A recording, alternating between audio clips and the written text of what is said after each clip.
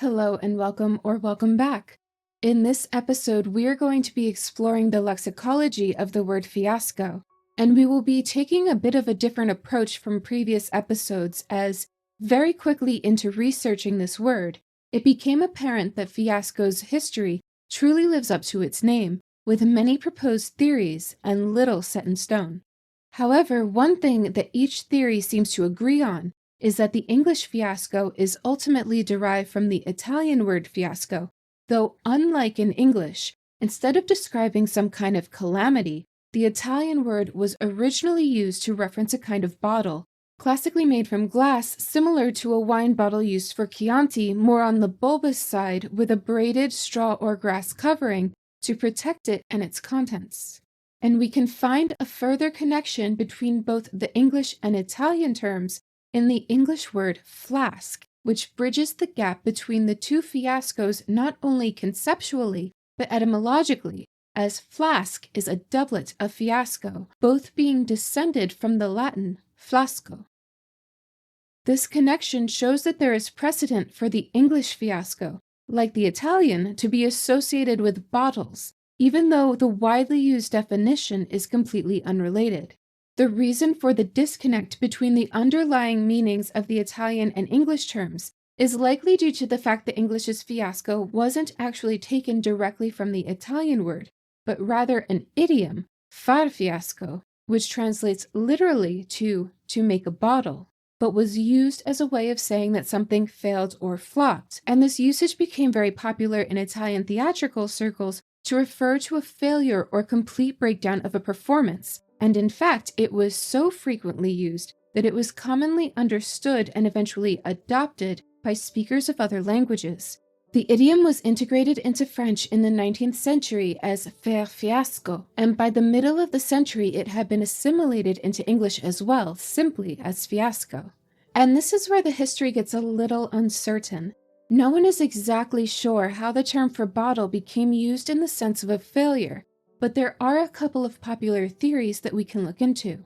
One interpretation goes back to the glass artisans of Venice, renowned throughout Europe during the Renaissance for their mastery of the craft, known for their ability to create glass of vibrant colors or as crystal clear as quartz, with designs including patterns embedded within the glass or elaborate sculptural elements such as fine flora and fauna molded from the glass itself.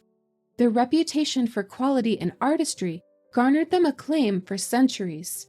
So the story goes, fiasco first began being used to signify a failure by these glass craftsmen, who would destroy or set aside bottles of lower quality to be reformed into common drinking flasks. Perhaps fiasco was a nuanced word that indicated a lesser quality glass bottle as opposed to flasco for a high quality one. But I'm just speculating here, and either way, there is no real evidence to support this idea. Another theory, as related by an Italian dictionary, suggests that the phrase fare il fiasco was used in reference to a game that decided who would buy the next round, where the loser would have to pay for the new fiasco, making it an expensive mistake on the loser's part, and allowing for the idea of a fiasco bottle to be conflated with a failure. Now, how the phrase made its leap from bottles to theater is still elusive, but it's not fiasco's only mystery, as etymologists remain uncertain about the origins of its root word, flasco. Flasco is the medieval Latin word for flask or bottle, which is taken from the late Latin flasconem. What is interesting about flasconem and what causes such confusion about its origins is that it is a word which crosses the boundaries of language families, being found in both Romanic and Germanic languages. For example, traces of this word can be found in Old English flasche, meaning flask or bottle, Old High German flaske, Middle Dutch flasche, and Modern German flasche, each with comparable meanings. It has been suggested that if it is sourced from a Germanic language, that it is possibly related to the Old High German flechten, meaning to weave. If you remember the earlier mention that fiasco literally was the name given to a glass bottle covered in braided grasses, the idea is that to weave could be a reference to the twisted braided plates of grass partially shrouding the bottle. It is thought that flechten comes from the Proto-Germanic flech, meaning to plait, which is taken from Proto-Indo-European plech of the same meaning. In this context, to plait would be specifically used in reference to braiding or intertwining, as opposed to its other definition, to pleat. These Proto-Germanic and Proto-Indo-European roots may also connect flasco to our modern flax, a kind of grass which was one of mankind's earliest cultivated crops used for the production of textiles. Once the fibers were rendered from the plant's stalk, they were spun together into a yarn and intertwined or woven to make the fabric we call linen. This possible linguistic connection, with both words potentially being derived from plech, could be a nod to how the blades of grass or straw were interwoven to envelop the flasco bottles, but this is just one possibility. Another theory is that the word flasconem may be derived from the word vasculum, which in Latin denoted a small vessel, with vas meaning container and culum being a suffix indicating that something is little. Though archaic sounding, this word is still in use today as the name for a small container, usually cylindrical or flattened and made of metal, commonly used for collecting and transporting plants. However, it doesn't appear to have taken on this meaning until late in the 1700s. In form, the similarities between the two are undeniable, but what may be more surprising is that these two words, flasconem and vasculum, may not be quite as different as they appear at first glance. In fact, there is actually phonetic precedent for a transition between the two. You see, F and V are both considered to be labiodental fricatives, meaning that the sounds they make are produced using the lips and teeth, more specifically the top teeth and bottom lip. The main difference between the two is that F is a voiceless fricative, due to the fact that the vocal folds do not vibrate when the sound is created. The noise we hear is strictly that of air being forced through small openings between the teeth and lip, whereas V is voiced, using the vibrational movements of the vocal folds in order to help produce its sound. Because these two sounds are so similar, without proper articulation, they can become interchangeable or even transition from one to the other. And interestingly, there is a possibility that although vasculum is a Latin word, the root for it may itself be of Germanic origins, with the Oxford English Dictionary stating, "The assumption that the word is of Teutonic origin is chronologically legitimate and presents no difficulty except the absence of any satisfactory etymology."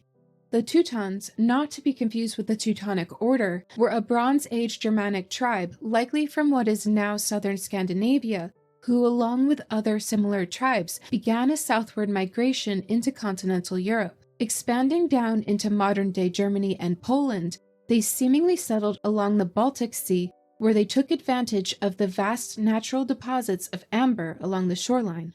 In fact, the economy of the Teutons was largely owed to the lucrative amber trade between their territory and the rest of Europe, from the British Isles down to Italy and east toward Anatolia.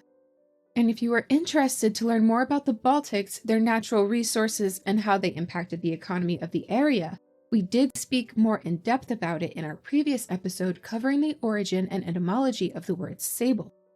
Amber and other goods traveled from the Baltics down to southern Europe via the Amber Route or the Amber Road, which functioned similarly to the Silk Road. It was not very common for anyone to travel the length of the trade route. Instead, items would be traded from merchant to merchant until the amber made its way down throughout the continent. However, by the Iron Age, the Germanic tribes were forced southward due to changes in climate and an increasing population, putting a strain on resources. This migration brought them into conflict with both the Celts as well as the Illyrians and later the Macedonians. The downfall of the Teutons and other Germanic tribes came about partially due to the fact that the people were not necessarily unified. Some would be on the forefront of expansion, others would settle along their migration route, still others would remain back in the original territories, which left the people scattered around, fracturing the tribes and leaving them weakened. At last, the tribes came up against the armies of Rome, leading to their ultimate demise towards the dawning of the Common Era. But as we've spoken about in previous episodes, when the Roman Empire conquered new lands and new people, it did not necessarily mean the total cessation of cultures. Rome had a tendency to assimilate, whether that be customs, deities, or even language. Flasconum has been traced back to late Latin, an era that is roughly placed between 200 and 600 CE, meaning it would have been closely following Rome's conquest of the Teutons. So the chronology of the theory aligns pretty well, as Oxford English Dictionary asserted. Even so, it has been theorized that both the Teutons and the Romans may potentially have adopted the word through contact with the Celts. Yet still, there is no actual record of an etymology connecting Flasconum to any of these groups of people. And similarly, we have yet to discover the true origins of the idiom far fiasco, or how it became such a popular phrase within the theatrical circles of Italy. All that we, the curious, have are far-flung suggestions and potential connections to numerous European languages, both living and dead, as fiasco's cognates are prevalent across both language families. And that is where we are going to leave this episode off, unfortunately with more questions than answers. But thank you so much for being here through the end if you were. Please leave a like if you learned something. Also feel free to leave a comment if there are any words you would like to hear covered in the future.